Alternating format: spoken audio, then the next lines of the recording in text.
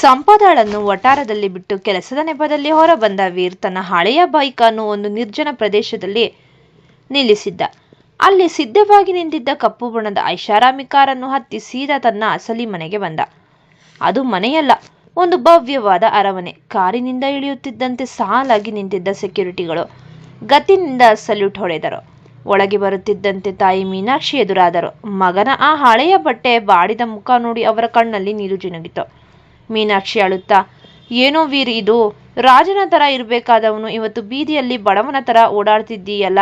ಆ ಹುಡುಗಿ ಸಂಪದಾಗೋಸ್ಕರ ನೀನು ಇಷ್ಟೆಲ್ಲ ಬದಲಾಗ್ಬೇಕಾ? ಅವಳ ಅಹಂಕಾರ ತಿದ್ದೋಕೆ ನೀನು ನಿನ್ನ ಸುಖವನ್ನೇ ಬಲಿ ಕೊಡ್ತಿದ್ದೀಯಲ್ಲಪ್ಪ. ವೀರ್ ತಾಯಿಯನ್ನು ಒಪ್ಪಿಕೊಂಡು ಸಮಾಧಾನ ಮಾಡುತ್ತಾ, ಅಮ್ಮ, ಇದು ಬರೀ ಅವಳ ಅಹಂಕಾರದ ವಿಷಯ ಅಲ್ಲ. ಮನುಷ್ಯತ್ವ ಮರೆತಿರೋ ಒಬ್ಬ ಹೆಣ್ಣಿಗೆ ಬದುಕಿನ ಬೆಲೆ ಕಲಿಸೋದು ಅಷ್ಟೇ ನನ್ನ ಗುರಿ. ಅವಳು ಕೆಟ್ಟವಳಲ್ಲ ಅಮ್ಮ, ಬರೀ ದಾರಿ ತಪ್ಪಿದ್ದಾಳೆ ಅಷ್ಟೆ. ಇನ್ನೊಂದು ಸ್ವಲ್ಪ ದಿನ ತಾಳ್ಮೆಯಿಂದ ಇರು. ನಿನ್ನ ಸೊಸೆಯನ್ನ ನಾನೇ ಈ ಮನೆಗೆ ಮಹಾಲಕ್ಷ್ಮಿ ತರ ಕರ್ಕೊಂಡು ಬರ್ತೀನಿ. ಅಷ್ಟರಲ್ಲಿ ವೀರ್ನ ತಂದೆ ಕೇಶವ ಅಲ್ಲಿಗೆ ಬಂದರು. ಅವರ ಮುಖದಲ್ಲಿ ಒಂದು ರೀತಿಯ ಗೊಂದಲವಿತ್ತು. ಕೇಶವ, ಮಗನೇ ವೀರ್, ನೀನು ಮತ್ತು ಕೃಷ್ಣ ಸೇರಿ ಏನು ನಾಟಕ ಆಡ್ತಿದ್ದೀರಾ ಅಂತ ನನಗೆ ಇನ್ನೂ ಅರ್ಥವಾಗ್ತಿಲ್ಲ. ಅವನು ನನ್ನ ಕಾಲೇಜು ದಿನಗಳ ಗೆಳೆಯ ಅನ್ನೋದು ನಿಜ, ಆದರೆ ಇಷ್ಟು ವರ್ಷದ ಮೇಲೆ ಸಿಕ್ಕ ತಕ್ಷಣ ಅವನ ಮಗಳನ್ನು ನಿನಗೆ ಮದುವೆ ಮಾಡಿ ಈ ರೀತಿ ವಠಾರದಲ್ಲಿ ಇಟ್ಟಿರೋದು ನೋಡಿದರೆ ನನಗೆ ಭಯವಾಗ್ತಿದೆ. ಮೀನಾಕ್ಷಿ ಆಶ್ಚರ್ಯದಿಂದ, ಏನ್ರಿ ಹೇಳ್ತಿದ್ದೀರಾ? ಆ ಹುಡುಗಿ ಅಪ್ಪ ಕೃಷ್ಣ ನಿಮ್ಮ ಕಾಲೇಜು ಫ್ರೆಂಡ್ ಆಗಿದ್ರಾ? ಇಷ್ಟು ವರ್ಷ ಇಲ್ಲದೆ ಇರೋ ವಿಷಯ ಈಗ ಹೇಗೆ ಬಂತು? ಕೇಶವ, ಹೌದು ಮೀನಾ, ಕೃಷ್ಣ ನನ್ನ ಬೆಸ್ಟ್ ಫ್ರೆಂಡ್ ಆಗಿದ್ದ. ಮಧ್ಯದಲ್ಲಿ ಕಾಂಟ್ಯಾಕ್ಟ್ ತಪ್ಪಿ ಹೋಗಿತ್ತು. ಆಮೇಲೆ ಅಚಾನಕ್ಕಾಗಿ ಸಿಕ್ಕಾಗ ಅವನ ಮಗಳಿಗೆ ಮದುವೆ ಮಾಡಲು ಹುಡುಗನ ಹುಡುಕುತ್ತಿದ್ದಾನೆ ಎಂದಾಗ ನಾನೇ ಈ ಮದುವೆಯ ಪ್ರಸ್ತಾಪ ಇಟ್ಟೆ. ವೀರ್ಗೆ ಕೂಡ ನಾನು ಮೊದಲು ಕೃಷ್ಣನ ಬಗ್ಗೆ ಹೇಳಿರಲಿಲ್ಲ. ಇವನೇ ಹೇಗೋ ತಿಳಿದುಕೊಂಡು ಈ ಬಡವನ ನಾಟಕಕ್ಕೆ ಪ್ಲಾನ್ ಮಾಡಿದ. ಆದರೆ ಮೀನಾ ಬೇರೆ ಮನೆಯ ಹೆಣ್ಣು ಮಗಳನ್ನು ಮದುವೆಯಾಗಿ ಅವಳಿಗೆ ಈ ರೀತಿ ಕಷ್ಟ ಕೊಟ್ಟರೆ ಆ ಶಾಪ ನಮಗೆ ತಟ್ಟಲ್ವಾ? ಆ ಹುಡುಗಿ ಎಷ್ಟು ಮುದ್ದಾಗಿ ಬೆಳೆದಿದ್ದಾಳೆ, ಇವನಿಗಂತೂ ಬುದ್ಧಿ ಇಲ್ಲ, ಆ ಕೃಷ್ಣನಿಗೂ ಇಲ್ವಾ ಎಂದು ಬೈಯುತ್ತಾ ಅಲ್ಲಿಂದ ಹೋದರು. ಇತ್ತ ನಗರದ ಇನ್ನೊಂದು ಮೂಲೆಯಲ್ಲಿ ಕತ್ತಲೆಯಾದ ಒಂದು ಅಂಡರ್ಗ್ರೌಂಡ್ ಆಫೀಸ್ನಲ್ಲಿ ಒಬ್ಬ ವ್ಯಕ್ತಿ ಸಿಗರೇಟ್ ಸೇದುತ್ತಾ ವೀರ್ ಮತ್ತು ಸಂಪದಾಳ ಮದುವೆಯ ಫೋಟೋವನ್ನು ನೋಡಿ ವಿಕಟವಾಗಿ ನಗುತ್ತಿದ್ದ. ಆತನೇ ವೀರ್ನ ಹಳೆಯ ಶತ್ರು ಜಗನ್. ತನ್ನ ಮನುಷ್ಯರಿಗೆ ನೋಡಿದ್ರ ಸೂರ್ಯ ಗ್ರೂಪ್ ಆಫ್ ಇಂಡಸ್ಟ್ರೀಸ್ ವಾರಸುದಾರ ವೀರ್ ಪ್ರತಾಪ್ ಸಿಂಹ ಮದುವೆ ಆಗಿದ್ದಾನೆ. ಈ ವಿಷಯ ನಮಗೆ ತಿಳಿಯದಂತೆ ಅಷ್ಟು ಸೀಕ್ರೆಟ್ ಆಗಿ ಇಟ್ಟಿದ್ದಾನಲ್ಲ, ಇವನನ್ನ ಮುಗಿಸೋಕೆ ಇದೇ ಸರಿಯಾದ ಸಮಯ. ಚೇಲ ಬಾಸ್, ನಮ್ಗೆ ವೀರ್ ಮದುವೆ ಆಗಿರೋದು ಗೊತ್ತಾಗಿದೆ, ಆದ್ರೆ ಅವನು ಈಗ ಎಲ್ಲಿ ಇರೋದು ಅಂತ ಗೊತ್ತಾಗ್ತಿಲ್ಲ. ಅವನ ಅರಮನೆಯಲ್ಲಿ ಅವನು ಇಲ್ವಂತೆ. ಜಗನ್ ಕೋಪದಿಂದ ಹುಡುಕಿ ಅವನನ್ನು, ಆ ಹೆಂಡತಿಯನ್ನ ಎಲ್ಲೋ ಅಡಗಿಸಿಟ್ಟಿದ್ದಾನೆ. ಅವಳನ್ನ ಹಿಡಿದ್ರೆ ವೀರ್ ತನ್ನಷ್ಟಕ್ಕೆ ತಾನೇ ನನ್ನ ಕಾಲ ಬುಡಕ್ಕೆ ಬರ್ತಾನೆ. ವೀರ್, ನೀನು ಎಷ್ಟೇ ಬಚ್ಚಿಟ್ಟುಕೊಂಡ್ರೂ ನನ್ನ ಕಣ್ಣಿಂದ ತಪ್ಪಿಸಿಕೊಳ್ಳೋಕೆ ಆಗಲ್ಲ. ರಾತ್ರಿ 8 ಗಂಟೆಯಾದರೂ ವೀರ್ ಮನೆಗೆ ಬಂದಿರಲಿಲ್ಲ.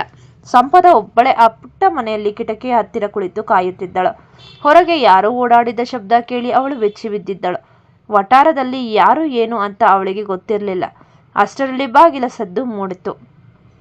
ಸಂಪದ ಗಾಬರಿಯಿಂದ ಬಾಗಿಲು ತೆಗೆದಳು. ವೀರ್ ನಿಂತಿದ್ದ, ಆದರೆ ಅವನ ಬಟ್ಟೆಯ ಮೇಲೆ ಯಾವುದೋ ಸುಗಂಧ ದ್ರವ್ಯ ವಾಸನೆ ಇತ್ತು. ಸಂಪದ ಸಂಶಯದಿಂದ, ವೀರ್, ಎಲ್ಲಿಗೆ ಹೋಗಿದ್ದೆ? ಇಷ್ಟು ಲೇಟ್ ಯಾಕೆ? ಅಷ್ಟೇ ಅಲ್ಲ, ನಿನ್ನ ಮೈಯಿಂದ ಯಾವುದೋ ಕಾಸ್ಟ್ಲಿ ಪರ್ಫ್ಯೂಮ್ ಸ್ಮೆಲ್ ಬರ್ತಿದೆ. ನೀನು ನಿಜವಾಗಿಯೂ ಕೆಲಸಕ್ಕೆ ಹೋಗಿದ್ದ ಅಥವಾ ಯಾರನ್ನಾದರೂ ಭೇಟಿ ಮಾಡೋಕೆ ಹೋಗಿದ್ದ?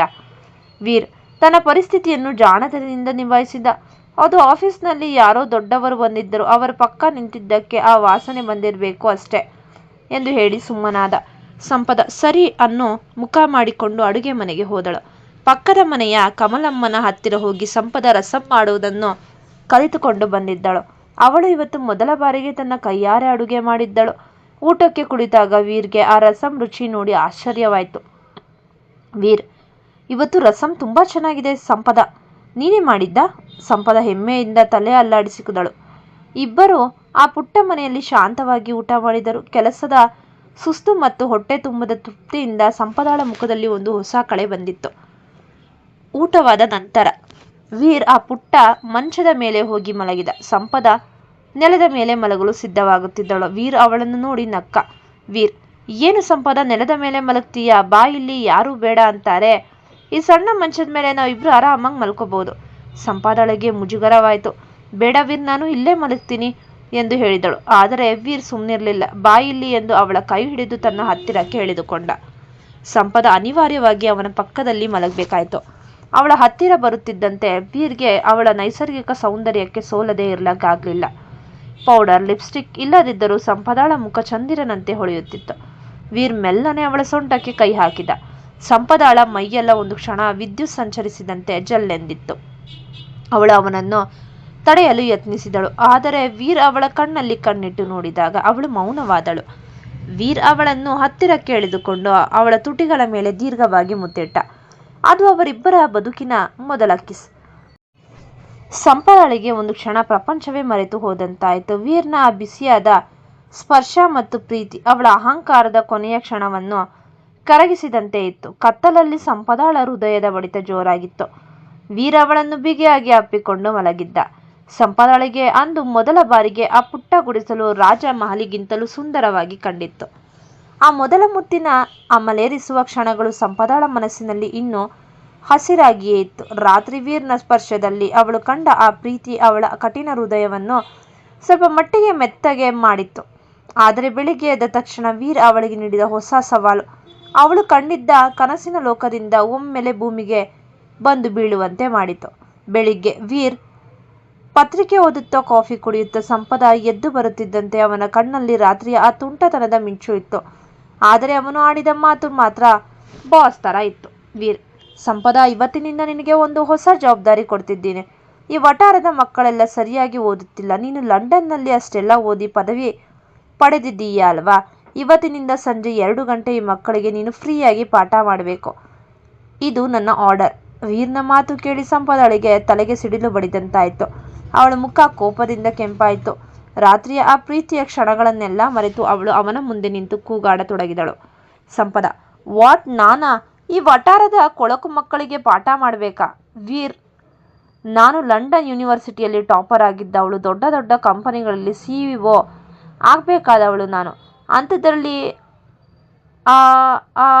ಈ ಅಂತ ಈ ಮಕ್ಕಳಿಗೆ ಹೇಳಿಕೊಡೋಕೆ ನನ್ನನ್ನು ಬಳಸ್ಕೊಳ್ತಿದ್ದೀಯಾ? ಇಷ್ಟು ಕೆಳಮಟ್ಟಕ್ಕೆ ಇಳಿಯೋಕೆ ನನ್ನ ಕೈಯಲ್ಲಿ ಆಗಲ್ಲ.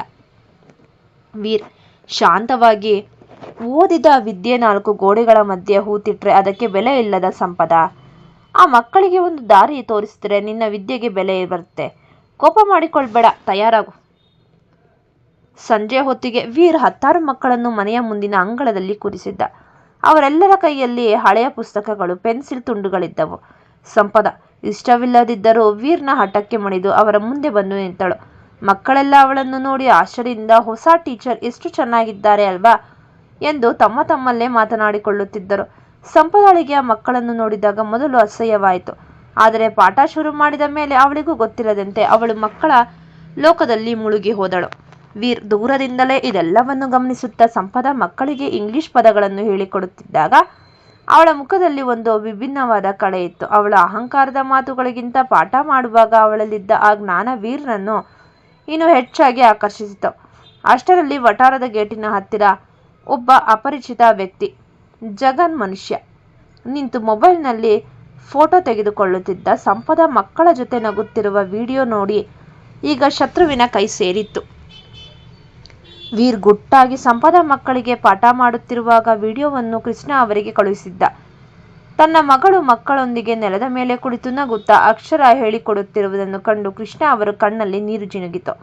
ಕೃಷ್ಣ ವೀರ್ಗೆ ಫೋನ್ ಮಾಡಿ, ವೀರ್, ಲಂಡನ್ನಲ್ಲಿ ಸಾವಿರಾರು ಜನರ ಮಧ್ಯೆ ಮೆರೆಯುತ್ತಿದ್ದ ನನ್ನ ಮಗಳನ್ನು ಇಂದು ಬಡ ಮಕ್ಕಳ ಮಧ್ಯೆ ದೇವತೆಯಂತೆ ಮಾಡಿದ್ದೀಯ. ಅವಳು ಬದಲಾಗ್ತಿದ್ದಾಳೆ ವೀರ್. ಅವಳಿಗೆ ಬದುಕಿನ ಅಸಲಿ ಅರ್ಥ ಈಗ ತಿಳಿಯುತ್ತಿದೆ. ನನ್ನ ಗೆಳೆಯನ ಮಗನಾಗಿ ನೀನು ನನ್ನ ಮಗಳಿಗೆ ಕೊಟ್ಟ ದೊಡ್ಡ ಉಡುಗೊರೆ ಇದು. ವೀರ್ ಮೆಲ್ಲನೆ ನಕ್ಕ. ಇದು ಕೇವಲ ಆರಂಭವಷ್ಟೇ ಮಾವ. ಅವಳಲ್ಲಿ ಅಡಗಿರೋ ಆ ಹಳೆ ಸಂಪದ ಸಂಪೂರ್ಣವಾಗಿ ಕರಗಬೇಕು ಎಂದನು. ಇತ್ತ ಜಗನ್ ಕೈಗೆ ಆ ವಿಡಿಯೋ ಸೇರಿತ್ತು. ವೀರ್ ಪ್ರತಾಪ್ನ ಸಿಂಹನ ಹೆಂಡತಿ ಒಂದು ಸಾಮಾನ್ಯ ವಠಾರದಲ್ಲಿ ಮಕ್ಕಳ ಜೊತೆ ಸಮಯ ಕಳೆಯುತ್ತಿದ್ದಾಳೆ ಎಂಬ ವಿಷಯ ಅವನಿಗೆ ದೊಡ್ಡ ಅಸ್ತ್ರವಾಯಿತು. ಜಗನ್ ವಿಕಟವಾಗಿ ನಗುತ್ತಾ, ವೀರ್, ಅರಮನೆಯಲ್ಲಿ ಇರಬೇಕಾದ ನಿನ್ನ ಪ್ರಾಣಪಕ್ಷಿ ಈಗ ಈ ಗಲೀಜು ವಠಾರದಲ್ಲಿ ಸಿಕ್ಕಿಬಿದ್ದಿದೆ. ನಿನಗೆ ನೇರವಾಗಿ ಹೊಡೆಯೋಕೆ ಆಗಲ್ಲ ಅಂತ ಗೊತ್ತು. ಆದರೆ ನಿನ್ನ ಈ ಮುದ್ದಾದ ಹೆಂಡತಿಯನ್ನು ಎತ್ತಾಕೊಂಡು ಬಂದರೆ ನೀನೇ ನನ್ನ ಕಾಲು ಹಿಡಿಯೋಕೆ ಬರ್ತೀಯ. ನಮ್ಮ ಮನುಷ್ಯರಿಗೆ ಹೇಳಿ ಸರಿಯಾದ ಸಮಯ ನೋಡಿ ಆ ಸಂಪದಳನ್ನು ಎತ್ತಾಕಬೇಕು. ಸಂಜೆ ಪಾಠ ಮುಗಿಸಿ ಮಕ್ಕಳೆಲ್ಲ ಹೋದ್ಮೇಲೆ ಸಂಪದ ಸುಸ್ತಾಗಿ ಅಂಗಳದ ಕಲ್ಲಿನ ಮೇಲೆ ಕುಳಿತಿದ್ದಳು. ಅವಳ ಸೀರೆಯ ಮೇಲೆಲ್ಲ ಸೀಮೆ ಸುಣ್ಣದ ಧೂಳಾಗಿತ್ತು. ವೀರ್ ಒಂದು ಲೋಟ ನೀರು ತಂದು ಅವಳಿಗೆ ಕೊಟ್ಟನು. ವೀರ್, ಹೇಗನ್ನಿಸ್ತು ಸಂಪದ? ನಿನ್ನ ಲಂಡನ್ ಡಿಗ್ರಿಗಿಂತ ಈ ಮಕ್ಕಳ ನಗು ದೊಡ್ಡದು ಅಂತ ಅನ್ನಿಸ್ತಾ? ಸಂಪದ ನೀರು ಕುಡಿದು ವೀರ್ನ ಕಡೆ ದೀರ್ಘವಾಗಿ ನೋಡಿದಳು. ಅವಳ ಕಣ್ಣಲ್ಲಿ ಈಗ ಮೊದಲಿನ ದ್ವೇಷವಿರಲಿಲ್ಲ, ಬದಲಿಗೆ ಒಂದು ರೀತಿಯ ಗೌರವವಿತ್ತು. ಸಂಪದ, ವೀರ್, ಮೊದಲು ಸಿಟ್ಟು ಬಂದಿತ್ತು ನಿಜ, ಆದರೆ ಆ ಮಕ್ಕಳು ಟೀಚರ್ ಅಂತ ನನ್ನನ್ನು ಅಪ್ಪಿಕೊಂಡಾಗ ನನಗೆ ಸಿಕ್ಕಿದ್ದ ಆ ತೃಪ್ತಿ ಇದೆಯಲ್ಲ, ಅದು ಯಾವುದೋ ದೊಡ್ಡ ಕಂಪನಿಯ CEO ಆದರೂ ಸಿಕ್ತಿರ್ಲಿಲ್ವೇನೋ. ನೀನು ನನ್ನನ್ನು ಅಷ್ಟೊಂದು ಕಾಡಿಸಿದ್ರು ನನ್ನ ಒಳಗಿರೋ ನಿಜವಾದ ಮನುಷ್ಯತ್ವವನ್ನು ಹೊರಗೆ ತರ್ತಿದ್ದೀಯ. ವೀರ್ ಅವಳ ಹತ್ತಿರ ಬಂದು ಅವಳ ಕೆನ್ನೆಯ ಮೇಲಿದ್ದ ಸೀಮೆ ಸುಣ್ಣದ ಧೂಳನ್ನು ಮೆಲ್ಲನೆ ಒರೆಸಿದ. ಸಂಪದಳಿಗೆ ಮತ್ತೆ ಆ ಮೊದಲ ಕಿಸ್ನ ನೆನಪಾಗಿ ಮುಖ ಕೆಂಪಾಯಿತು. ಅವಳು ಮೆಲ್ಲನೆ ವೀರ್ನ ತೋಳಿನ ಮೇಲೆ ತಲೆ ಇಟ್ಟು ಕುಳಿತಳು. ಇಬ್ಬರ ನಡುವೆ ಪ್ರೀತಿಯ ಮೌನ ಸಂಭಾಷಣೆ ಶುರುವಾಗಿತ್ತು. ಇಬ್ಬರು ಒಳಗೆ ಹೋಗಲು ಎದ್ದಾಗ ವಠಾರದ ಗೇಟಿನ ಹತ್ತಿರ ಕಪ್ಪು ಮಾಸ್ಕ್ ಹಾಕಿದ್ದ ಇಬ್ಬರು ವ್ಯಕ್ತಿಗಳು ಬೈಕ್ನಲ್ಲಿ ಬಂದು ನಿಂತರು. ಆ ಕಪ್ಪು ಮಾಸ್ಕ್ ಧರಿಸಿದವರು ಬೈಕ್ ನಿಲ್ಲಿಸಿ ಸಂಪಾದಳನ್ನೇ ದಿಟ್ಟಿಸಿ ನೋಡುತ್ತಿದ್ದರು. ವೀರ್ ಅವಳನ್ನು ತನ್ನ ಹಿಂದೆ ಎಳೆದುಕೊಂಡು ರಕ್ಷಣಾತ್ಮಕವಾಗಿ ನಿಂತಾಗ ಸಂಪದಳಿಗೆ ವೀರ್ನ ತೋಳುಗಳಲ್ಲಿ ಒಂದು ರೀತಿಯ ಭರವಸೆ ಸಿಕ್ಕಿತ್ತು. ಲಂಡನ್ನಲ್ಲಿ ಬೌನ್ಸರ್ಸ್ಗಳ ಮಧ್ಯೆ ಓಡಾಡುತ್ತಿದ್ದ ಅವಳಿಗೆ ಇವತ್ತು ಈ ವೀರ್ನ ಹಿಂದೆ ನಿಂತಾಗ ಸಿಕ್ಕಿದ ಸುರಕ್ಷತೆಯ ಭಾವನೆ ಯಾವುದೋ ಬೆಲೆ ಬಾಳುವ ಭದ್ರತೆಗಿಂತ ಹೆಚ್ಚಾಗಿತ್ತು. ಆ ವ್ಯಕ್ತಿಗಳು ಏನೂ ಮಾತನಾಡದೆ ಸದ್ದಿಲ್ಲದೆ ತಮ್ಮ ಬೈಕ್ ತಿರುಗಿಸಿಕೊಂಡು ಅಲ್ಲಿಂದ ವೇಗವಾಗಿ ಹೊರಟು ಹೋದ್ರು. ಸಂಪದ ನಡುಗುತ್ತಾ, ವೀರ್, ಯಾರವರು? ಯಾಕೆ ನನ್ನನ್ನೇ ಹಾಗೆ ನೋಡ್ತಿದ್ದಾರೆ? ನಿನಗೆ ಅವರ ಪರಿಚಯ ಇದೆಯಾ? ವೀರ್ ತನ್ನ ಗಂಭೀರತೆಯನ್ನು ಮರೆಮಾಚುತ್ತಾ, ಯಾರೋ ದಾರಿ ತಪ್ಪಿ ಬಂದಿರಬೇಕು ಸಂಪದ. ಈ ಏರಿಯಾದಲ್ಲಿ ಹೊಸಬರು ಬರೋದು ಸಹಜ, ನೀನು ಸುಮ್ಮನೆ ಹೆದರ್ಬೇಡ, ಒಳಗ್ ನಡಿ. ಆದರೆ ವೀರ್ನ ಕಣ್ಣುಗಳು ಆ ಬೈಕ್ ನಂಬರ್ ಪ್ಲೇಟ್ ಅನ್ನು ಆಗಲೇ ಗುರುತು ಮಾಡಿಕೊಂಡಿದ್ದವು. ಅವನು ಒಳಗೊಳಗೆ ಕುದಿಯುತ್ತಿದ್ದ. ಜಗನ್ ಮನುಷ್ಯರು ಇಲ್ಲಿಯವರೆಗೂ ಬಂದಿದ್ದಾರೆ ಅಂದ್ರೆ ಆಟ ಈಗ ಶುರುವಾಗಿದೆ ಎಂದು ಅವನಿಗೆ ಅರಿವಾಯಿತು. ರಾತ್ರಿ ಊಟ ಮುಗಿದ ಮೇಲೆ ಸಂಪದಳಿಗೆ ನಿದ್ದೆ ಬರ್ತಿರ್ಲಿಲ್ಲ. ಅವಳು ಕಿಟಕಿಯ ಹತ್ತಿರ ಕುಳಿತು ಆಗಲೇ ನಡೆದ ಘಟನೆಯ ಬಗ್ಗೆ ಯೋಚಿಸುತ್ತಿದ್ದಳು. ಸಂಪದ ಮನಸ್ಸಿನಲ್ಲಿ ಆ ವ್ಯಕ್ತಿಗಳು ಬಂದಾಗ ವೀರ್ನ ಮುಖದಲ್ಲಿ ಕಂಡ ಆ ಗತ್ತಿನ ಅವತಾರ, ಅದು ಒಬ್ಬ ಸಾಮಾನ್ಯ ಬಡವನ ಮುಖದಲ್ಲಿ ಇರೋಕೆ ಸಾಧ್ಯವೇ ಇಲ್ಲ. ಅವನ ಕಣ್ಣಲ್ಲಿ ಒಂದು ರೀತಿಯ ಬಾಸ್ ಗತ್ತು ಇತ್ತು. ಅಷ್ಟೇ ಅಲ್ಲ, ಅವನು ನನ್ನನ್ನು ಅಷ್ಟು ಧೈರ್ಯವಾಗಿ ಕಾಪಾಡಿದ ರೀತಿ. ವೀರ್, ನೀನು ನಿಜವಾಗಿಯೂ ಯಾರು? ಅವಳು ಮೆಲ್ಲನೆ ಮಲಗಿದ್ದ ವೀರ್ನ ಕಡೆ ನೋಡಿದಳು. ಅವನು ಗಾಢ ನಿದ್ದೆಯಲ್ಲಿರುವಂತೆ ನಟಿಸುತ್ತಿದ್ದ. ಸಂಪದ ಅವನ ಪ್ಯಾಂಟ್ ಜೇಬಿನಿಂದ ಯಾವುದೋ ರಸೀದಿ ಕೆಳಗೆ ಬಿದ್ದಿರುವುದನ್ನು ಗಮನಿಸಿದಳು. ಅವಳು ಮೆಲ್ಲನೆ ಅದನ್ನು ಎತ್ತಿಕೊಂಡಳು. ಅದು ಒಂದು ದುಬಾರಿ ವಾಚ್, ಸರ್ವಿಸಿಂಗ್ ಮಾಡಿದ ಬಿಲ್ ಆಗಿತ್ತು. ಆ ವಾಚ್ನ ಬೆಲೆ ಸುಮಾರು 50 ಲಕ್ಷ ರೂಪಾಯಿ. ಸಂಪದಳ ಎದೆ ಬಡಿತ ಜೋರಾಯಿತು. 50 ಲಕ್ಷದ ವಾಚ್ ಸರ್ವಿಸ್ ಮಾಡಿಸೋ ವ್ಯಕ್ತಿ ಇವನಾ? ಖಂಡಿತ ವೀರ್ ನನ್ನ ಮುಂದೆ ದೊಡ್ಡ ನಾಟಕ ಆಡ್ತಿದ್ದಾನೆ. ಇವನನ್ನ ಈಗಲೇ ಕೇಳಬೇಕಾ ಅಥವಾ ಇನ್ನಷ್ಟು ಸಾಕ್ಷಿ ಸಿಗೋವರೆಗೂ ಸುಮ್ಮನಿರ್ಬೇಕಾ? ಮರುದಿನ ಬೆಳಿಗ್ಗೆ ಪಕ್ಕದ ಮನೆಯ ಅಜ್ಜಿ ಸಂಪದಳನ್ನು ಕರೆದರು. ಅಜ್ಜಿ, ಏನೇ ಸಂಪದ, ನಿನ್ನ ಗಂಡ ನಿನ್ನನ್ನು ಕಾಪಾಡಿದ ರೀತಿ ನೋಡಿದರೆ ನನಗಂತೂ ಸಿನಿಮಾದಲ್ಲಿ ಹೀರೋ ಬಂದ ಹಾಗೆ ಅನಿಸಿತ್ತು ಕಣೆ. ಇವನು ನಿನಗೆ ಬರೀ ಪಾಠ ಮಾಡೋನಲ್ಲ, ಒಳ್ಳೆ ಕಿಲಾಡಿ. ಸಂಪದಳಿಗೆ ಅಜ್ಜಿಯ ಮಾತಿನಿಂದ ಮತ್ತಷ್ಟು ಕುತೂಹಲ ಹೆಚ್ಚಾಯಿತು. ಅವಳು ಮೆಲ್ಲನೆ ಅಜ್ಜಿಯನ್ನು ಪಕ್ಕಕ್ಕೆ ಕರೆದುಕೊಂಡು ಕೇಳಿದಳು, ಅಜ್ಜಿ, ನಿಮಗೆ ವೀರ್ ಬಗ್ಗೆ ಎಲ್ಲವೂ ಗೊತ್ತಾ? ಅವನು ಮೊದಲು ಎಲ್ಲಿ ಇರುತ್ತಿದ್ದ? ಅಜ್ಜಿ ಕಣ್ಣು ಮಿಟುಕಿಸುತ್ತಾ, ಅದೆಲ್ಲ ಸಕಾಲದಲ್ಲಿ ಗೊತ್ತಾಗುತ್ತೆ ಬಿಡು ಮಗಳೇ. ಅಂದ ಹಾಗೆ ಇವತ್ತು ವೀರ್ ನಿನಗೆ ಒಂದು ಸಣ್ಣ ಕೆಲಸ ಕೊಟ್ಟಿದ್ದಾನೆ. ವಠಾರದ ಗೇಟ್ ಪಕ್ಕದಲ್ಲಿರೋ ಆ ಹಳೆಯ ಸ್ಟೋರ್ ರೂಮ್ ಕ್ಲೀನ್ ಮಾಡಬೇಕಂತೆ. ಈ ಕತೆ ನಿಮಗೆ ಇಷ್ಟವಾಗಿದ್ದಲ್ಲಿ ಕಥೆಯನ್ನು ವೀಕ್ಷಿಸಿದ ನಂತರ ದಯಮಾಡಿ ನಮ್ಮ ಚಾನಲ್ಗೆ ಸಬ್ಸ್ಕ್ರೈಬ್ ಮಾಡಿ, ಶೇರ್ ಮಾಡಿ ಮತ್ತು ಕಮೆಂಟ್ ಮಾಡಿ. ಧನ್ಯವಾದಗಳು.